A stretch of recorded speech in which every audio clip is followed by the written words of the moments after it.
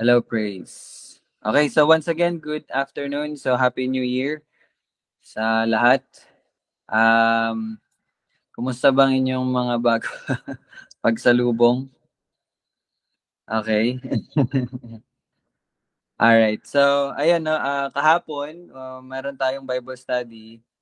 And maganda yung words din, no, na reminder sa atin, no, na kumbaga, um, wag yung bagong taon, no, ating laging, ating sikapin, no, na ano tawag diyan, na maabutan, no, but yung bagong buhay talaga, no, na nanggagaling sa Panginoon. So we praise God kasi um, timing din, no, yung topic natin, no, from lumang tipan to bagong tipan. So from lumang taon to bagong taon. Okay, so we will start from Hebrews 10. Once again, good afternoon po sa lahat and welcome sa Bible study natin. And ngayon po, nagpapatuloy tayo sa pag-aaral natin sa Matthew. So kung makikita nyo dyan, pinakita ko yung Matthew chapter 1 verse 11 para maging reminder sa lahat na sa Matthew tayo nag-aaral. Kaya lang napupunta tayo sa ibang mga books and verses. Parang magandang pagpapakita din po yun sa bawat isa na sa ating pag-aaral, no, ng salita ng Panginoon. Hindi lang po tayo naka-focus doon sa book or for example Matthew, hindi lang po tayo sa Matthew, but ugaliin po natin na lagi pong palawakin ang ating pagbabasa. Basahin natin yung mga related verses or cross-references na meron. So sana ganun na po ang ating pag-aaral, no, ng salita ng Panginoon. Again, hindi tayo ang nagbibigay ng interpretasyon, but hayaan natin na ipahayag ng Panginoon ang kanyang salita sa pamamagitan ng kanyang salita. Kaya po, pa-jump po tayo sa iba't ibang verses. So, okay, acknowledge lang natin. Good afternoon, no, sa Rodriguez family, Andy family, Mendez family. So, wala pa si Tita Che. And sila Tita Beng baka nanonood online. And sa mga manonood neto. Good afternoon. So, let's start. Again, ang ating focus ngayon is actually sa Matthew 1:11, ito yung panahon na dalhin silang bihag sa Babylonia, pero we focus on bago po sila bihagin, no? Ano yung mga nangyari, ano yung mga napag-usapan bago po sila bihagin. Sinong sila? Yung mga Israelita po, no, sa Babylonia. And so, napag-aralan natin yung Jeremiah chapter 31 verse actually whole book ng chapter 31 ng ating binabasa, no? And kahapon, we praise God kasi natapos natin siya until verse 40. At ngayon, kahapon nagsimula tayo sa Hebrews 10. So bakit po tayo nagbasa sa Hebrews 10? Kasi sa chapter verse binasa natin sa verse 33 at 34, ito po ay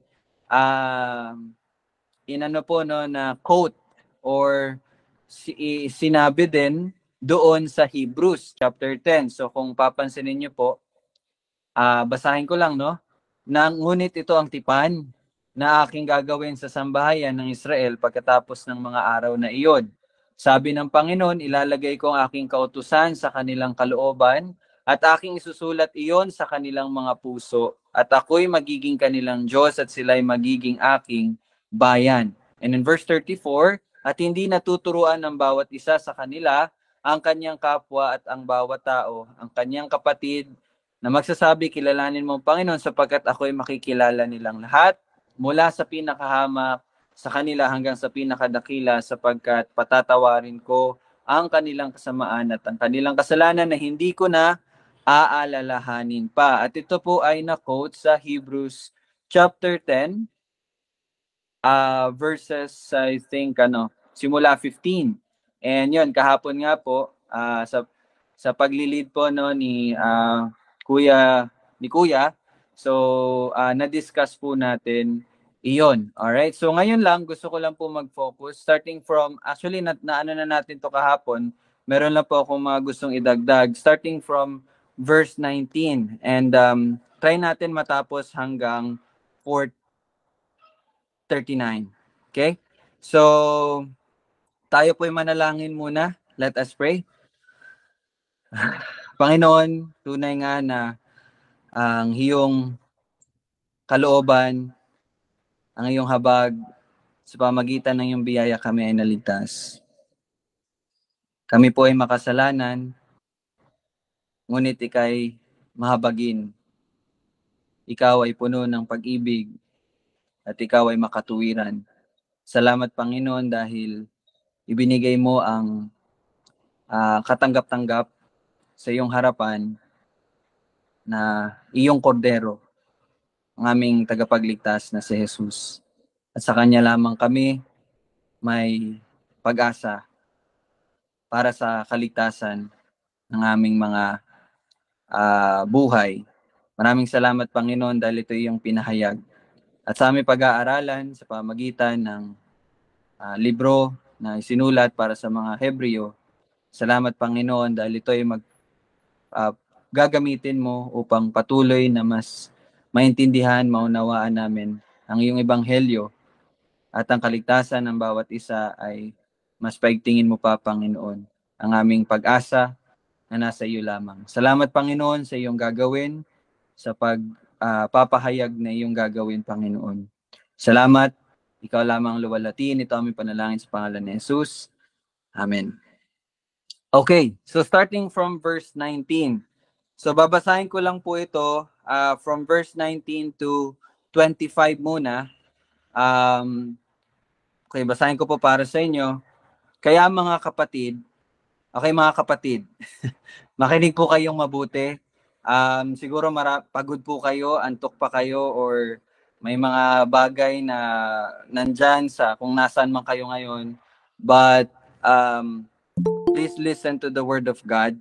Atin pong pakinggan ang salita ng Panginoon. This is very important. Lahat naman ng ating pag-aaral, this is very important. So I request and I remind everyone, whenever we are having Bible studies, let us put our minds and ourselves focus to the Word of God. No? Siguro, baka naano rin kayo kasi sinabi ko dati, sige lang, kahit may ginagawa kayo, at least nakakapakinig. Well,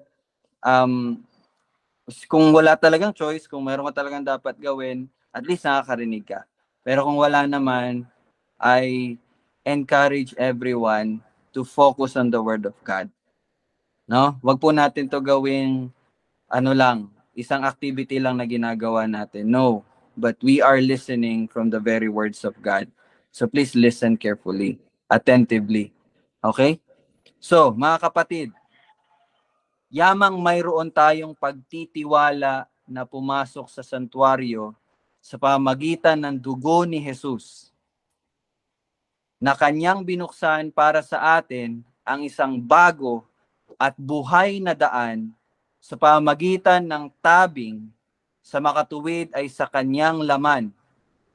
At yamang mayroon tayong isang pinakapunong pari sa bahay ng Diyos, tayo'y lumapit na may tapat na puso sa lubos na katiyakan ng pananampalataya, na ang mga puso ay winisakang malinis mula sa isang masamang budhi at nahugasan ng ating katawan ng dalisay na tubig. Panghawakan nating matatag ang pagpapahayag ng ating pag-asa nang walang pag-aalinlangan, sapagkat siya na nangako ay tapat. At ating isaalang-alang kung paano gigisingin ang isa't isa sa pag-ibig at sa mabubuting gawa. Na huwag nating pabayaan ang ating pagtitipon gaya ng ugali ng iba, kundi palakasin ang loob ng isa't isa, lalong-lalo na kapag ang inyong nakikita na papalapit na ang araw. Yan po ang salita ng ating Panginoon. Verse 19. Again, na-discuss na natin to kahapon. Let me add something to it. Kung mapapansin niyo po sa verse 19 hanggang 21, binibigyan niya tayo ng parang kondisyon. Okay? And hindi ko ibig sabihin na kondisyon na ito, gawin mo to para ganito. Hindi, I mean, pinapakita sa atin yung condition. Okay, mali pala yung pagkasalita ko. Pinapakita sa atin yung condition or yung situation. Ano ba yung situation? Pakinggan nyo pong mabuti. Verse 19. Yamang, okay? Yamang, or sa English, since. Yamang mayroon tayong pagtitiwala na pumasok sa santuario sa pamagitan ng dugo ni Jesus. Okay, yan yung ano natin, no? Meron tayong pagtitiwala na pumasok. Saan? Sa santuario. Paano? Sa pamagitan ng dugo ni Jesus. Yan lang po ang ating paraan or sa ganyang pamamaraan lamang or pamamagitan ng dugo ni Jesus, tayo'y makakalapit sa santuario. Ano po ba yung santuario? Yan po yung presensya ng Panginoon. Kahapon, na-discuss po ni Kuya yung tinatawag na tabernakulo. Okay? Yung tabernakulo po in the Old Testament, yun po yung lugar or tinatawag na bahay ng Panginoon. At doon po sinasamba ang Panginoon sa pamagitan ng mga pari at may isang punong pari. At hindi nakakapasok ang punong pari doon sa kabanal-banalan ba yung Tagalog doon, Tol? But the most holy place, hindi siya makakapasok doon kung hindi siya naghahandog ng mga handog. Kasi sa pamamaraan ng mga handog ng mga dugo ng kambing, mga toro, at paglilinis ng kanyang sarili, doon siya nakakapasok sa kabanal-banalan. Pero in verse 19, kasi kung tatandaan niyo po, kung binasa niyo po at inaral niyo po ang Hebrews chapter 10, kasali po ang chapter 9, pinakita po doon yung difference ng Old Covenant at ng New Covenant. And in verse 19 sa chapter 10, makinig po kayong mabuti. Sa verse 19 ng chapter 10, dito na po pinakita na tayo'y nasa New Covenant na. Okay? Ngayon, since, di ba, verse 19, kaya, yamang, mayroon na tayong pagtitiwala, or sa English dito, confidence. Di ba, yung confidence mo. You have this assurance na makakapasok ka na doon sa santuario na dati sa Old Testament, walang sino mang makakapasok doon kundi ang punong pari lamang. Okay? But we have Jesus Christ, the blood of Jesus Christ, in which yun ang naging pamamagitan or yun yung naging pamamaraan.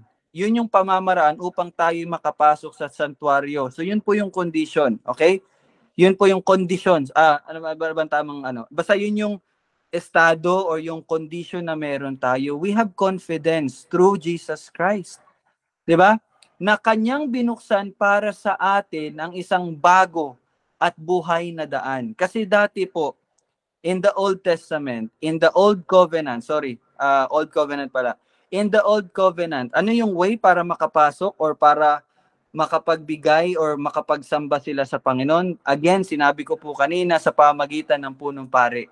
Sa pamagitan ng mga dugo ng mga toro at ng mga kambing. 'Di ba? Pero anong sinabi dito sa verse 20? Na ang dugo ni Jesucristo, na kanyang binuksan para sa atin ang isang bago at buhay na daan. Ibig sabihin, meron ng bagong daan. May isa ng bagong daan. At hindi lang po bago, but buhay na daan. Anong ibig sabihin ng buhay na daan? Ibig sabihin nito'y nananatili hanggang ngayon at magpakailan man. Okay? At ano yon? Ano yon? Ano yung daan na yon? Yun yung tabing. In which, kung i-imagine natin yung tabernakulo dati, meron din pong tabing. Di ba? Merong dalawang parte po yung tabernakulo. Yung holy place at holy of holies. At yun po ay may division ng isang tabing or sabihin natin sa madaling salita, kurtina. Okay? Para ma-imagine nyo po, may kurtinang nakaharang doon or tabing doon. At again, walang sino man na nakakalapit o nakapasok doon, ng punong pari lang. Pero, meron na tayong isang bago at buhay na daan. No? Sa pamagitan ng tabing, yung tabing na yon is si Jesus Christ. Sabi nga dito, sa makatuwid ay sa kanyang laman. Okay? Yun na po yung bago at buhay na daan natin upang tayo ay makapasok sa santuario or sa presensya ng Panginoon. Ano yon? Yun ay ang tabing, yung bagong tabing, which is ano? Laman ng Panginoong Heso Kristo sa pamagitan ni Heso Kristo. Yun po yung kondisyon. Please hold on to that. And in verse 21, at yamang mayroon, dagdag po ito sa condition na meron tayo. Okay? At yamang mayroon tayong isang pinakapunong pari sa bahay ng Diyos.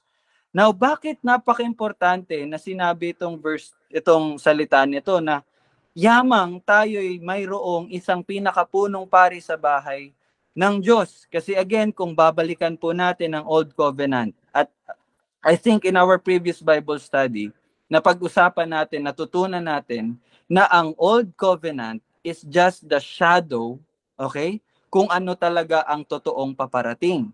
Naintindihan niyo po yon? So yun yung parang hindi example parang yun nga yung shadow na kung ano yung paparating na tunay. Okay? 'Di ba sa Old Covenant meron mga pari at may punong pari na siyang nagsisilbi para sa mga Israelita upang ihandog ang kanilang mga handog para sa kapatawaran ng kanilang kasalanan. 'Di ba? At dito naman sa Bagong Tipan, yamang mayroon tayong isang pinakapunong pari sa bahay ng Diyos. And sino 'yan? That is Jesus Christ. Kaya lang po, ang napakaganda dito sa punong pare na meron tayo sa Bagong Tipan. 'Di ba? Sa Lumang Tipan, yung mga punong pare pumapasok sa santuario or sa most holy place. At pagkatapos nila maghandog, anong ginagawa nila? Bumabalik sila, 'di ba? 'Di ba? Lumalabas silang uli. Pero itong pinakapunong pare natin, which is si Jesus Christ, sa Bagong Tipan, siya po'y pumasok sa santuario ng Panginoon at hindi na siya bumalik. Hindi na siya lumabas ulit. Why? Ano pong pinapakita nun? He is already in the presence of God at tayo na susunod at tayo na papasok, na tayo ay pwede na rin makapasok. Kasi di ba sa Lumang Tipan, bumabalik pa yung punong pare. Why? Kasi ibig sabihin, hindi pa rin tayo makapasok sa santuario. Naintindihan niyo po yun? Pero when our high priest sa Bagong Tipan, which is Jesus Christ, nung pumasok siya sa santuario, he never came back. Hindi na siya lumabas. Why? Ano pinapakita nun? Kasi ang mga iniligtas niya ay pwede na ring makapasok sa santuario at sa presensya ng Panginoon. Wala nang tabing. Wala nang nagdi-divide between God and man. We are in the presence of the living God sa pamagitan ng ating pinakapunong pari. Naintindihan niyo po ba yun, mga kapatid? Now, hindi pa tayo tapos. Ngayon, yamang, okay? Yamang, ayun na nga, yung pinag-usapan natin kanina. Okay, ayun na, meron tayong confidence na lumapit sa santuario sa pamagitan ng dugo ni Jesucristo. At meron tayong pinakapunong pari sa bahay ng Panginoon. Ano ngayon? Yun yung tanong eh. Ano ngayon? 'Di ba? So ano yung dapat maging response or ano yung dapat maging epekto nito sa bawat isa sa atin? Naintindihan niyo po ba, mga kapatid? Ano ngayon? Kung meron tayong confidence in the blood of Christ, kung meron tayong pinakapunong pari sa bahay ng Panginoon, ano ngayon? Anong sinasabi sa Hebrews? Verse 22 hanggang verse 25. Ito yung magiging application natin. Una, tayo'y lumapit na may tapat na puso.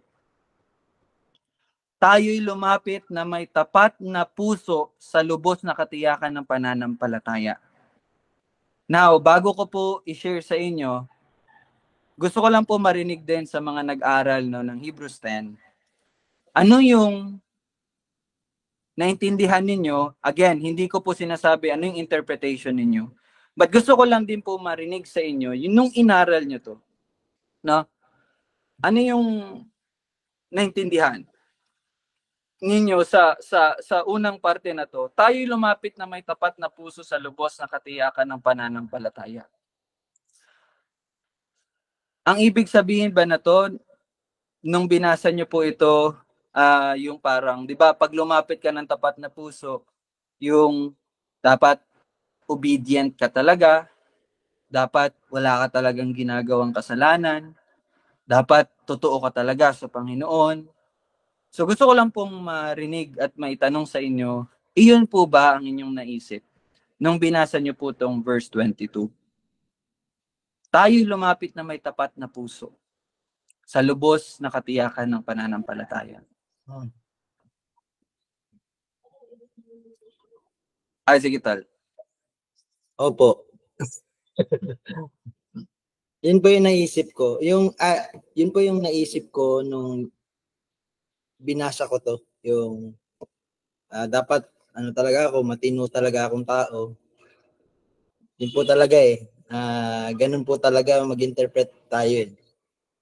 Kaya I honestly will say na nung binasa ko to, yun po talaga yung tumatak sa isipan ko.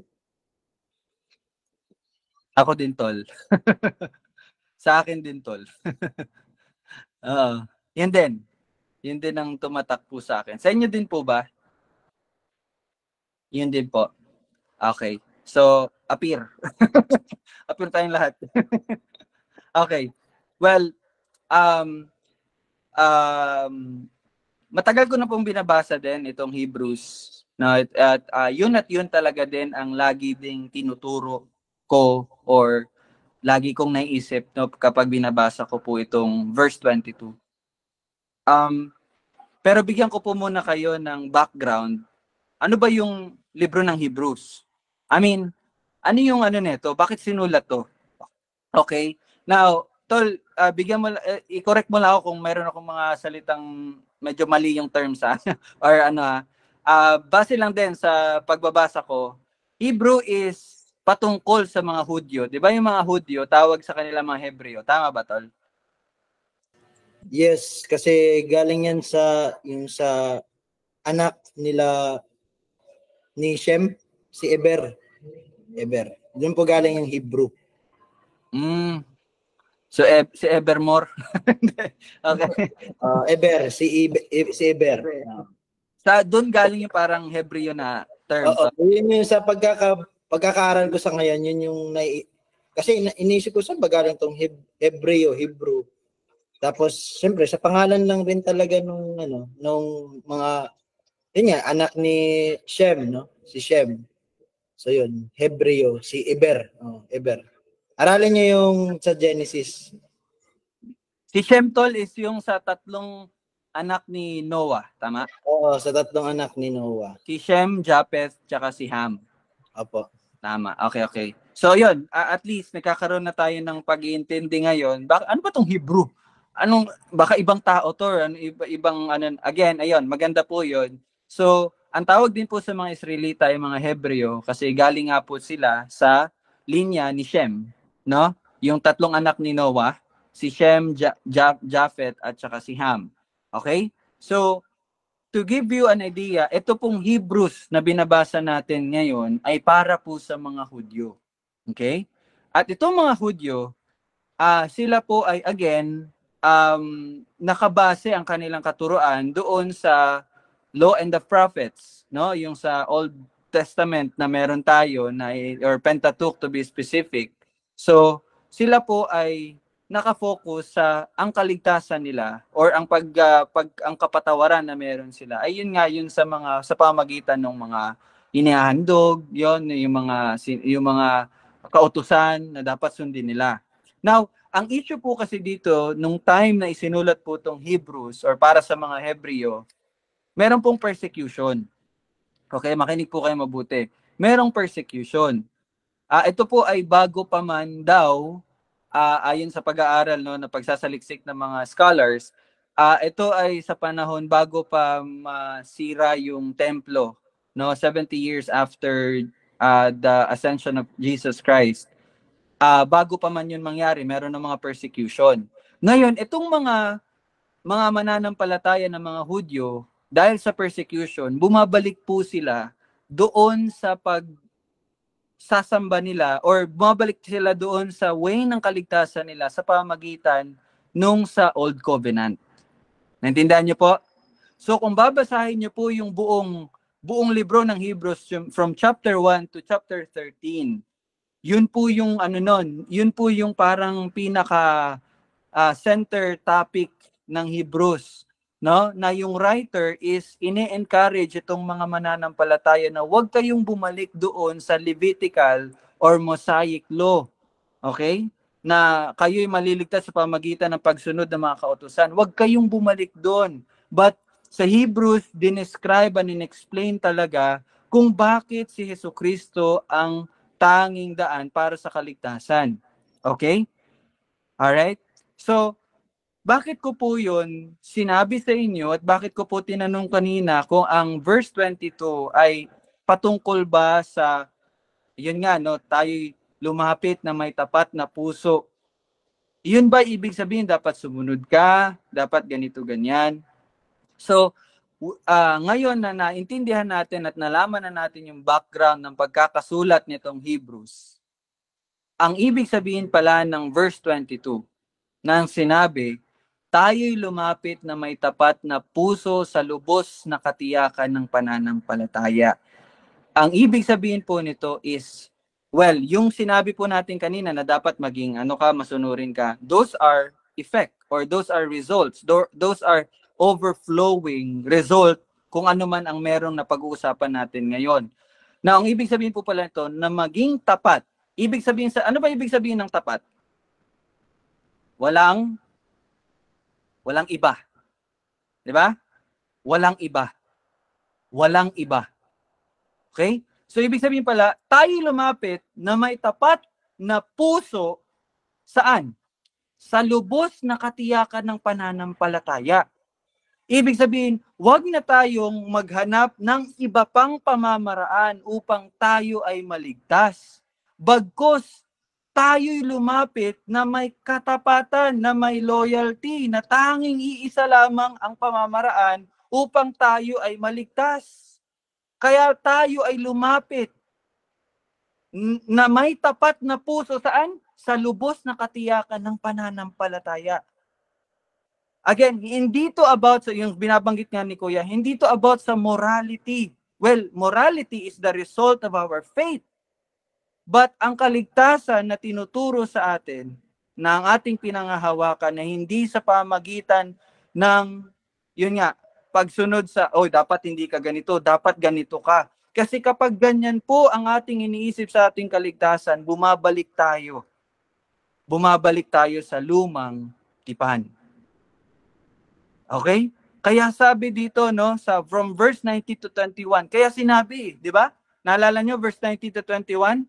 Yamang meron ka ng, yung confidence? Yamang meron ka ng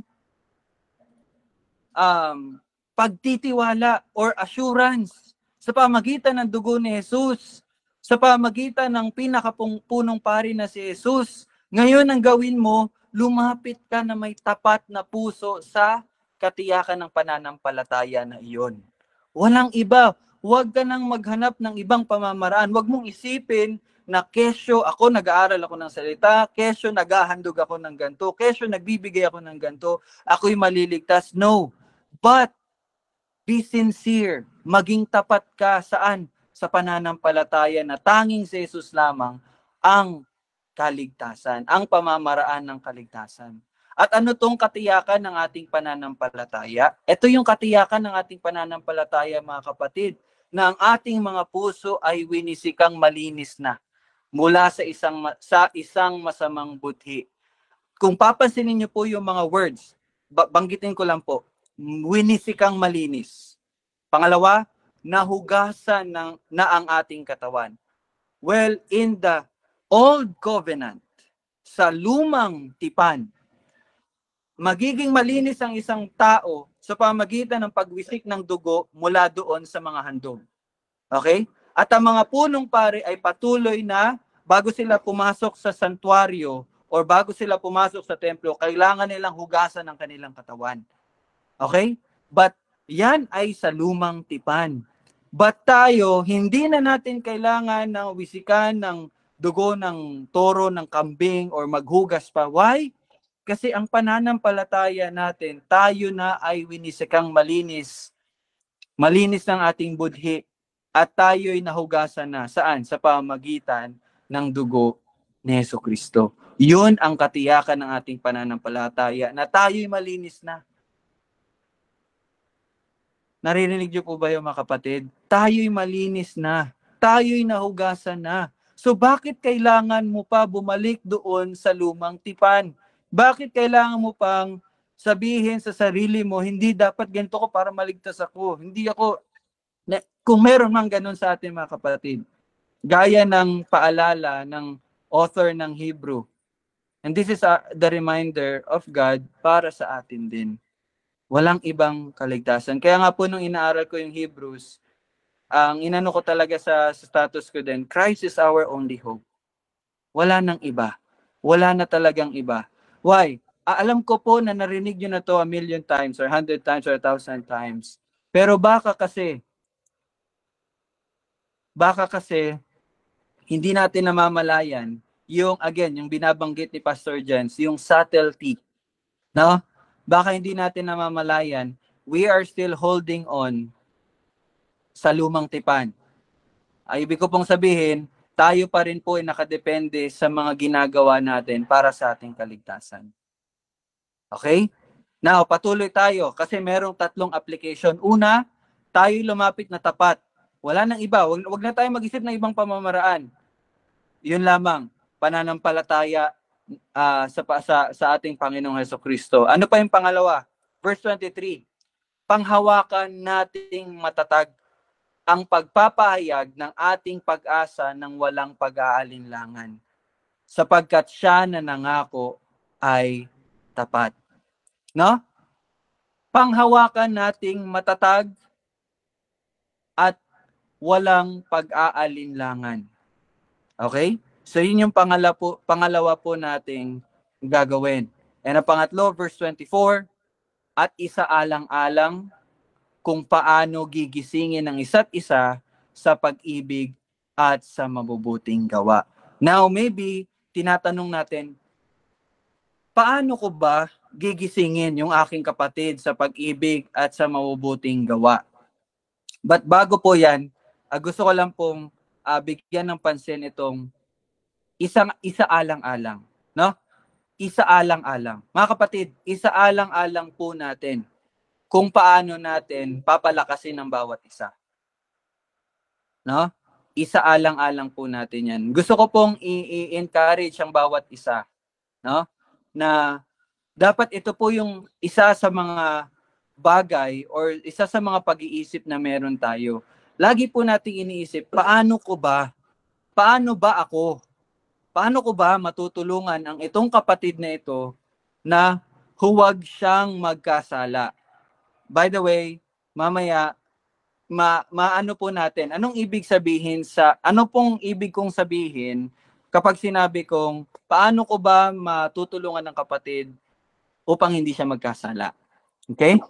Kasi yun pong sinabi, di ba, isa sa mga application natin, isaalang-alang natin kung paano natin gigisingin ang isa't isa sa pag-ibig at sa mabubuting gawa.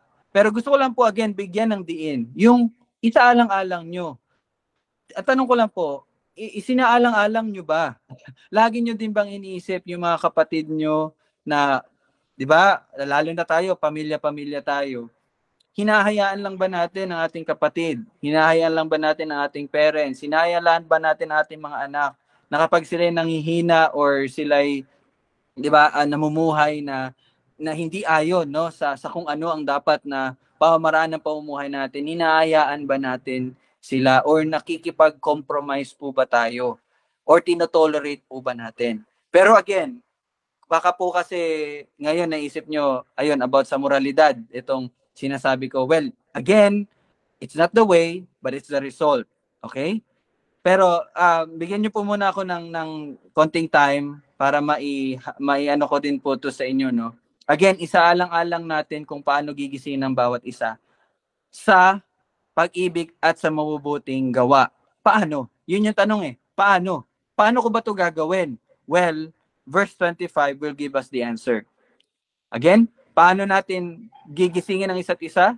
Verse 25. Huwag nating pabayaan ang ating pagtitipon. Okay? Huwag nating pabayaan ang ating pagtitipon.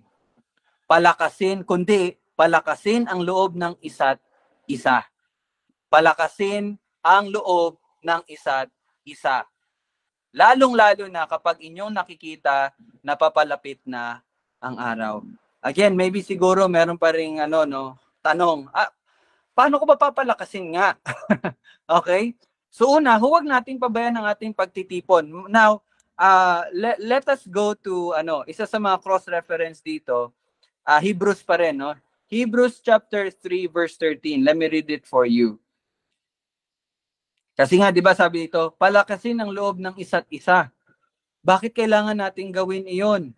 Hebrews 3:13, sabi po dito, ngunit magpayuhan kayo sa isa't isa araw-araw habang ito ay tinatawag na ngayon, upang walang sino man sa inyo ang papagmatigasin ng pagiging madaya ng kasalanan. So napaka-importante po na payuhan natin ng isa't isa, palakasin natin ng bawat isa, lagi nating paalalahanan ang isa't isa. Why? Kasi kapag hindi natin yun ginawa, isa sa atin ay papagmatigasin ng pagiging madaya ng kasalanan. Pero again, hindi pa po tayo tapos. Hindi ko pa po nasabi sa inyo, ano ba yung kasalanan na binabanggit dito? Ang kasalanan ba na binabanggit dito ay patungkol sa pagsisinungaling? Kasalanan ba na, yun nga, yung about sa morality na tinatawag? Okay? Pero again, kung babasahin nyo po ang buong libro ng Hebreo, isang kasalanan lang po ang tinutukoy dito. Isang kasalanan lang. At yun ang kasalanan na hindi dapat natin baliwalain. Or wag nating hayaan na mahulog ang isa sa atin doon sa kasalanan na iyon. Mga kapatid, naririnig niyo po ba? Isang kasalanan. Mamaya maano natin yan. Teka lang ha. Teka lang. Medyo naano pa ako sa pag-explain. Okay. So again, napaka-importante kapatid na palalahanan natin ang bawat isa. Yun ang pamamaraan upang, sabi sa verse 25, sa verse 24, nagisingin natin ang isa't isa sa pag-ibig at sa mabubuting gawa. Ito hindi po ito about, well, again, it's a result. Hindi po ito patungkol sa, magbigay ka ng pera sa mga tumulong ka sa mga wag kang magsinungaling, wag kang magnakaw.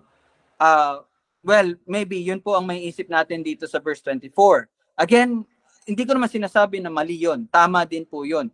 Pero hindi po iyon ang binabanggit dito sa Hebrews. Again, isang kasalanan po ang dapat nating siguraduhin na wag po tayo mahulog doon sa kasalanang iyon. Okay? Lalong-lalo na kapag inyong nakikita na papalapit na ang araw. Wow! At tayo'y nasa mga huling araw na po, mga kapatid. From the time na ni-reveal si Jesus Christ, those are the end times. Okay? Now, verse 26. Para po ma-discuss na natin yung kasalanan. Ano bang kasalanan tinutukoy dito? Verse 26. Sapagkat, kung sinasadya nating magkasala, matapos nating tanggapin ang lubos na pagkakakilala sa katotohanan, ay wala nang natitira pang alay para sa mga kasalanan.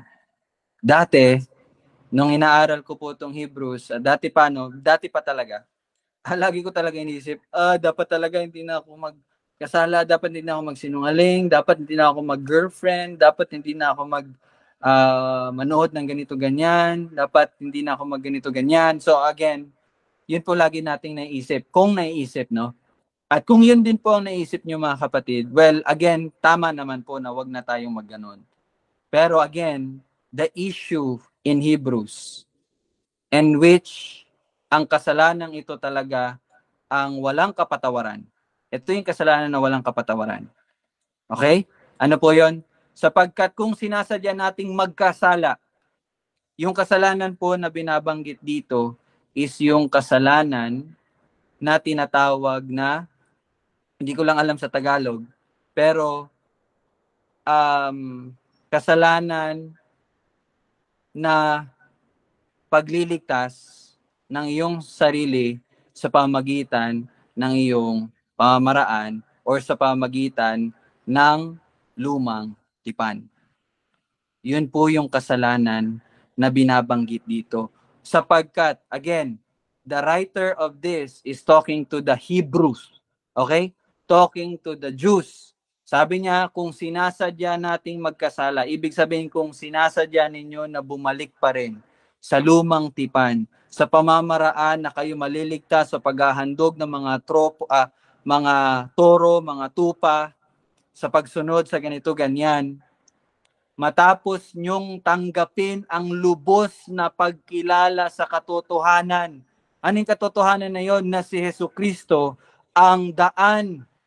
Kapag yon ay nireject mo, pagpatuloy mo yung nire-reject, yun po yung kasalanan na binabanggit dito. Kung patuloy natin inaano ang kaligtasan sa pamagitan ng ating sarili or sa kung ano pa mang ibang daan, matapos mong matanggap yung pagkilala ng katotohanan, pero you still reject that, you still depend on yourself, dinadaan mo pa rin sa sarili mo, wala nang natitira pang alay para sa mga kasalanan. Hindi po, again, yes, dahil po sa mga nagawa nating kasalanan, tayo po ay bound to hell. Tama? Because hindi po natin nasunod ang kautusan ng Panginoon. We broke the law. We are lawbreakers. No?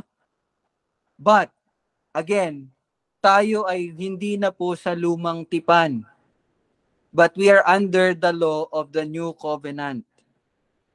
And ang kasalanan na binabanggit dito at kasalanan, pwede ko bang sabihin kasalanan sa new covenant? is you reject the way. You reject the way. Ang kaisa-isang daan. And that is Jesus Christ. So mga kapatid, this is about the gospel. Again, it is gospel. The gospel of God. The gospel of Christ. Kapatid, this is a good way to start the year. No? To remind everyone.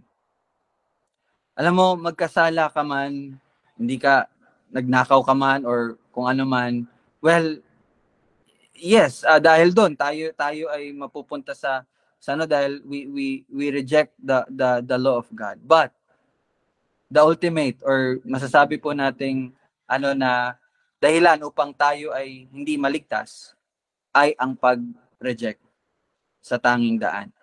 And that is Jesus Christ. Kasi kung susundin mo yung kautusan, that will not lead you to eternity. Tama? Naintindihan niya po? Sige, sundin mo yung pero hindi naman natin yun mape-perfect, di ba? Pero sige, kung sundin mo yun, it will not lead you to eternity. Ano po ang daan sa walang hanggan? That is through Christ. And the sin that will not be and never be forgiven is when we reject Christ. Okay? So if kung tayo ay patuloy, sinasadya nating magkasala. Again, sana naintindihan nyo na po yung magkasala. Okay? You still depend on yourself. Okay? Yung tipong, ngayon, hindi ako okay, hindi ako napag-aral ng salita. Ligtas pa ba ako? Kapag ganyan pa rin po tayo mag-isip, again, subtlety ba? No? Yung subtlety. Alam nyo po, ito, ko lang to na-realize ko lang din. Alam nyo po ba si Satanas? Maybe, no? Parang ang ko talaga, no, wala siyang pakialam kung iisipin mo na alam nyo, mas gusto niya na iniisip natin yung ay, hindi ako maliligtas kasi ito na naman ako, bumabalik na naman ako sa dati kong gawi. Well, again, yes, tinuro na po sa atin na hindi na talaga tayo babalik sa ganung gawi. Pero kaya nga 'di ba may verse na binasa si Kuya kahapon, kung tayo man ay magkasala, meron tayong tagapagtanggol sa harapan ng Panginoon. And that is Jesus Christ. Pero again, Hindi yung lisensya upang magpatuloy tayo sa pagkakasala. Pero again, the subtlety, itong panlilin lang ng kalaban talaga is doon ka ifo-focus eh. Doon ka ifo-focus doon sa pamamaraan ng lumang tipan. Uy, di ba sabi ni wag na pero ikaw ganyan ka pa rin. Siguro hindi ka ligtas. No? Yun ang gusto, doon ang gustong i-direct. Doon ang gusto ng kalaban. I-direct tayo doon. Ay, nga, hindi na naman ako disappointed ako sa sarili ko. Dismayado ako sa sarili ko. Well, kung nasasabi po natin yan na tayo ay dismayado sa sarili natin, we are going back to the old way. And that is sin. No. Sabi nga ni Kuya, di ba, tinanong ko kahapon, excited ba kayo sa New Year? Sabi niya, yes, excited ako sa New Year kasi flesh yun eh. Laman yun eh. Yun talaga ang ng katawan. Di ba? Kaya we will never be saved kung lagi tayo dismayado ako sa sarili ko, hindi na naman ako Di ba? We will always be dismayed kung ang kaligtasan ay titingnan natin sa ating sarili. Kaya wag po tayong magpatuloy sa ganyang pagkakasala. Let us repent. Kumbaga, humiwalay na tayo or wag na natin, wag na tayong bumalik sa ganoong pamamaraan. No? But, sabi nga kanina sa mga verses na binasa natin, let us draw near with sincere heart. Saan? Sa full assurance ng faith. Yun po ang sinasabi at tinuturo sa atin. Kasi kung yun, yung pagkakasala na yun ay patuloy nating ginagawa, anong meron sa isang tao? Kakilakilabot na paghihintay sa paghuhukom at isang naglalagablab na apoy na tutupok sa mga kaaway. Now, kung isipin po natin, dahil yan nagsinungaling ako, dahil yan nagano ako, dahil nangalunya ako, dahil ganito, ganyan ako. Well, to tell you, well, yes, somehow, yes, pero ngayon nahayag na sa atin ang katotohanan. The reason is because we reject the way. We reject Christ. Kaya anong naghihintay sa'yo? Kakilakilabot na paghuhukom. Because you rejected Christ. Yun po ang hinana ng writer ng Hebrew dito, na sa mga Hebreo. Now, sabi sa verse 28, ang sumuway sa kautusan ni Moises. Ngayon, bumabalik tayo sa lumang tipan. Ang sumuway sa kautusan ni Moises sa patutuo ng 2 o 3 saksi ay walang awang namamatay. Okay? Walang awang namamatay. Kung sino man po ang sumuway sa kautusan. You see? Kautusan sa Old Covenant is tinatawag rin kautusan ni Moises kasi ito'y binigay sa pamagitan ni Moises. But, verse 29, gaano pa kayang higpit na parusa sa akala ninyo ang nararapat sa kanila na yumurak? Now you see, anong kasalanan ang tinutukoy dito? Yumurak sa anak ng Diyos at lumapastangan sa dugo ng tipan na nagpapabanal sa kanila at umalipusta sa espiritu ng biyaya. Yun yung kasalanan na binabanggit. Ang pagyurak sa anak ng Diyos, ang paglapastanganin ng dugo ng tipan, ang pag-alipusta sa espiritu ng biyaya. Naintindihan niyo na po ba yung mga kapatid kung anong kasalanan po ang tinutukoy dito? Kung yung sa Old Testament nga, Old Tipan, Old Covenant, pinarusahan po sila nun. How much more, sabi dito sa verse 29, how much more doon sa mga taong nakadepende pa rin sa kanilang pamamaraan sa kaligtasan. You know, yun yung pinaka malubha, or kung pwede ko pong gamitin yung salitang pinaka masamang kasalanan or pinaka malubhang kasalanan is to reject Christ. Okay? Tol, sige tol. Gusto ko siyang tawagin ng ang tunay na kasalanan.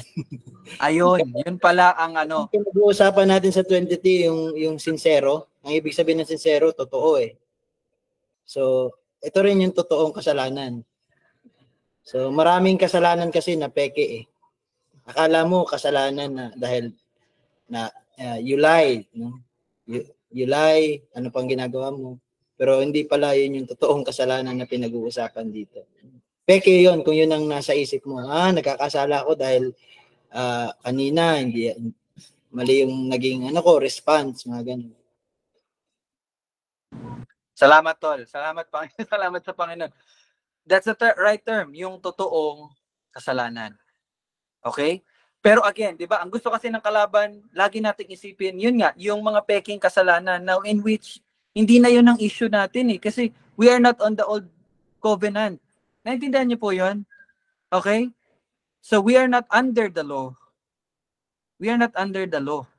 Di ba? But we are under the grace. So kung i-reject natin itong biyaya, no? Pero mamaya makita natin, i-reject ba talaga? Pwede ba talagang i-reject? Mamaya makita natin yan. Verse 30. Sapagkat kilala natin ang nagsabi, akin ang paghihiganti, ako ang gaganti. At muli, hukuman ng Panginoon ng kanyang bayan. Patuloy tayo sa verse 31. Isang kakilakilabot na bagay ang mahulog sa mga kamay ng Diyos na buhay. Again, the enemy wants us to think na kapag, ayan, nagsinungaling ka, ayan, nag-ano ka, mahulog ka talaga sa kamay ng Diyos, no? Kaya wag mo nang gawin yan. Again, hindi ko po sinasabi na gagawin natin yon. Hindi. Okay? But our salvation lies on Christ. So, dito po tayo, ito po ang magiging dahilan. Again, yun nga yung tunay na kasalanan kung bakit ang isang tao ay nahuhulog sa kamay ng Diyos na buhay. Because that person rejected the only way. Nilapastangan niya yung tanging daan. Okay? And in verse 32, subalit alalahanin ninyo ang mga nakaraang araw na pagkatapos na kayo'y maliwanagan, ay nagtiis kayo ng matinding pakikipaglaban na may pagdurusa. Verse 33, na kung minsan ay hayagang inilalantad sa pag-alipusta at pag-uusig, at kung minsan ay nagiging mga kabahagi ng mga nagdaranas ng gayon. Anong verse na to? Verse 33. And verse 34, sapagkat kayo'y nahabag sa mga bilanggo at tinanggap ninyo ng buong galak ang pagkasamsam sa inyong mga ari-arian, palibasay inyong nalalamang mayroon kayong isang pag-aaring higit na mabuti at tumatagal. Okay, pause lang po muna tayo. Balik tayo dito sa verse 32. Diba sa verse 31 po, again sa verse 31, kakilakilabot na tayo po'y mahulog sa kamay ng Diyos. At sa anong pamamaraan tayo mahulog sa kamay ng Diyos? Kapag ginawa natin yung tunay na kasalanan, that we reject Christ, na tayo'y patuloy na gumagawa ng sarili nating pamamaraan upang tayo'y maligtas. No? We will fall under the judgment of the living God. Pero sabi dito sa verse 32, subalit, alalahanin ninyo ang mga nakaraang araw. Again, yung writer nito is nakikipag-usap doon sa mga Hudyo na nananampalataya na dumadanas ng pag-uusig at natetempt sila na bumalik doon kasi nga kapag sumusunod ka kay Hesukristo, usigin ka talaga. So, the temptation is, balik na lang tayo doon sa yung sa Judaism na tinatawag ngayon para hindi na tayo i-persecute. And ito in-encourage sila, subalit alalahanin ninyo yung mga nakaraang araw na pagkatapos na kayo'y naliwanagan, ay nagtiis kayo ng matinding pakikipaglaban na may pagdurusa. Diba? Nagtiis sila. At anong ginawa sa kanila, mga kapatid? Hayagang inilantad, ang pag-aalipusta at pag-uusig sa kanila. Siguro binubugbog sila, no? Sa street, no? Or inaano sila. At kung minsan, nagiging mga kabahaging ng mga nagdaranas ng gayon. So, ibig sabihin, hindi lang po kakaunti, but marami po ang inuusig all over siguro all over the country, or sa mga karatig bansa. And in verse 34, sapagkat kayo'y nahabag sa mga bilanggo at tinanggap ninyo ng buong galak ang pagkasamsam ng inyong mga ari-arian. So imagine, kanina, no, nakita ko si Lola Lita, nagpe-prepare siya ng lupa, no, yung hektar-hektaryang lupa nila, no. Imagine, no, kinuha yun sa'yo dahil nananampalataya ka kay Kristo. Di ba? Di ba dito, sinamsam ang kanilang mga ari-arian. Palibhasay, and okay lang yun sa kanila, sabi nung writer, di ba? Alalahanin nyo, okay lang yun sa inyo, tinanggap niyo yun. Bakit? Kasi mayroon kayong isang pag-aaring higit. Mga kapatid, may isa kang pag-aaring higit na mabuti at tumatagal. At yung salitang tumatagal dito is without limit. It is for eternity. At ano yon? Yun ang kaligtasan sa pamagitan ni Jesucristo. Kaya okay lang sa inyo na mawala yun. Okay lang sa inyo na usigin kayo. Okay lang sa inyo na binubugbog kayo. Kasi alam nyo that the way for salvation in which yun ay higit na mabuti at yun ay tumatagal sa walang hanggan, anong dapat nating gawin? Huwag ninyong itakwil ang inyong pagtitiwala. Tindihan niyo po yung mga kapatid? So, mulat kanina, again, ang pinag-uusapan dito is holding on sa tangi at tunay na daan. And that is Jesus Christ. Kaya sabi niya, huwag ninyong itakwil ang inyong pagtitiwala kasi kapag tinakwil nyo, you are committing the true sin. Okay? Naintindihan niyo po yon? And in verse 36, sapagkat kailangan ninyo ng pagtitiis upang kapag inyong nagampanan ang kalooban ng Diyos ay tanggapin ninyo ang pangako. Ito natatandaan ko talaga to. Si Kuya nagsabi nito. There's only one. The will of God is this. The will of God is this. You believe in Christ. Tama, Tol? Sinabi mo yun, Tol, di ba? Ay, tumatak yun sa ano ko eh. That's the, sabi natin, the ultimate or the true will of God for His sons and daughters. That you believe in Christ. That's the will of God. Di ba? Dito, alam niyo po yung kalaban. Again, subtlety.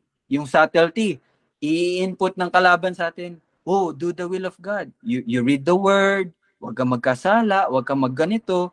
Again, and again, yes, outflow yun sa atin.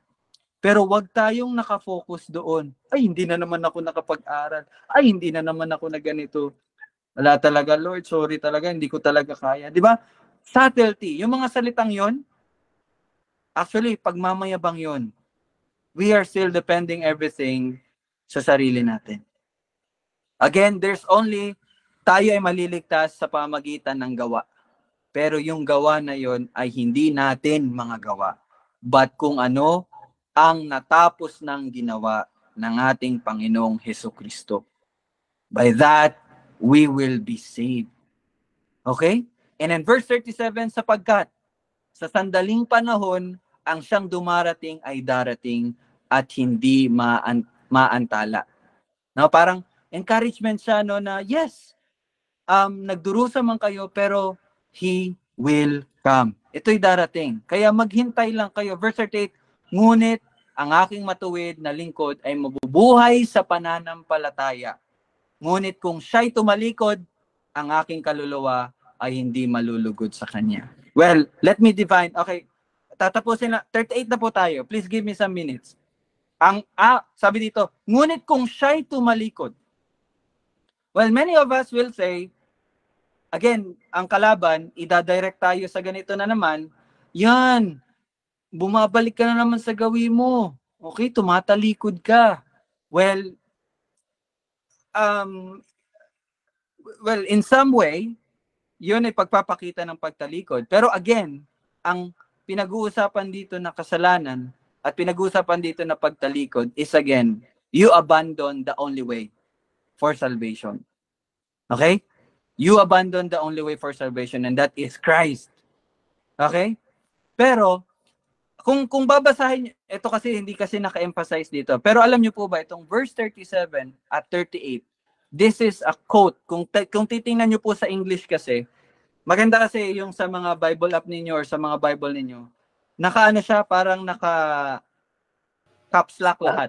Sa NASB lang yan, ganyan to. NASB lang ba, Tol? Okay. kung titingnan niyo po sa NASB version ng Bible, itong 37 at 38 is quoted from the Old Testament. Itong 37 at 38 quoted from Habakkuk chapter 2 verse 2 to 4. Itong 37 at 38. Okay? Ito ay quoted from Habakkuk chapter 2 verses 2 to 4. Hindi po na natin pero bibigyan ko lang po kayo ng idea. Kasi para mas maintindihan natin itong 37 at 38. Yung sa Habakkuk chapter 2 verses 2 to 4 ay patungkol po sa mayabang at sa matuwid. Okay? Ibig sabihin pala, again, which is very united talaga siya sa kung ano talaga ang sinasabi dito sa Hebrews at Hebrews 10 to be specific. Again, yung Habakkuk 2 ay patungkol sa mayabang na ano? Mayabang na, again, ang kaligtasan ay inaano niya sa sarili niya. Nagmamayabang siya. Na hindi ko na kailangan yan. Kaya ko to. So basahin nyo na lang yung Habakkuk. Okay? Pero anong binabangkit dito? No? Okay, verse 37 at 38. Ngunit ang aking matuwid na lingkod ay mabubuhay sa pananampalataya. Ibig sabihin, hindi siya nakadepende sa kanyang sarili, hindi siya nagmamayabang, but his only dependence is on the finished work of Christ. Naintindihan niyo po yung mga kapatid? And in verse 39, kaya nga tanong ko po kanina, tayo ba ay tatalikod? Pero sa mga inahayagan, ito po, verse 39. Ngunit, tayo'y hindi kabilang sa umuurong, kaya't sila'y napapahamak. Kundi kabilang tayo sa mga may pananampalataya, kaya tayo ay naliligtas. Okay? Amen po ba tayo mga kapatid sa salita ng Panginoon? Mga kapatid, no, wag niyo na pong gawin yung kasalanan na yon. Wag niyo na po, never, no? Wag na po tayong bumalik sa ganung kasalanan na ang kaligtasan ay sa pamagitan ng ginagawa natin. Again, kahit anumang gawin mo, marumi yan sa harapan ng Panginoon. The only thing na nagpalinis sa iyo, nagpabanal sa iyo is ang pagkatao at ang ginawa ng Panginoong Hesukristo. But then again, it will teach us. Yung biyaya ng Panginoon ay tuturuan tayo upang huwag na tayong mamuhay ayon sa kamunduhan. Those are just results. Huwag kayong mag-focus sa result. Yung hindi na naman ako. Kuya Rel, sorry ha, ganito na naman ako. You know what? Kahit anong gawin mo, every day we will sin. We will always fall short. Kaya nga, we need a Savior. Di ba? Sige tol, parang may si Kuya Jello. Sige, pakiano na. Okay, tama lahat. No? And ito, we only have one mediator and we are lucky, no? Tayo po ay swerte na yun ay buhay na Panginoong Jesus. So, sabi nga ni Ral, hindi na siya bumalik. His ministry is for everlasting. And he will, yung sinasabi nga, siya yung, natin, punong pari. At siya yung hari natin. So, ayun, yung natumbok talaga ng bawat isa, no? Yung daan sa kaligtasan. No? Kaya nga po yung once saved, always saved, tunay po talaga yon, no? Yung sa verse 39. Tunay po talaga yon. Totoo, no? Pag sinabing tunay, totoo. Pag sinabing totoo, dahil yun ang sabi ng one true God, no? Ton alateinon theon, no? Kasi yung kanina, yung sincero kanina, ang Greek word nun is alateinon totoo. Yung tunay, totoo. Lumapit kang totoo.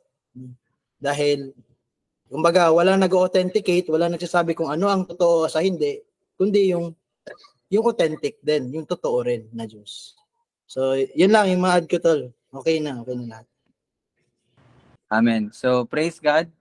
So, palakasin natin ang bawat isa. No, more than sinasabi mo yung kapatid mo or kano mo na, uy, huwag kang gumanyan, ganyan. Well, yes, that's part of it. Pero lagi nating paalalahanan ng bawat isa. that our salvation lies on Christ alone. And by that, patuloy na matutuwid at mapapalakas ang bawat isa. So kung may nanghihina man sa atin, lagi nating paalalahanan na ang kaligtasan ay nasa Kanya. Nasa Kanya. Sa Kanya lamang. So we praise God for that. Okay? So maraming salamat mga kapatid for bearing for 8 more minutes. So maraming salamat, no. We praise God for this new life na siyang nagbigay sa atin, no?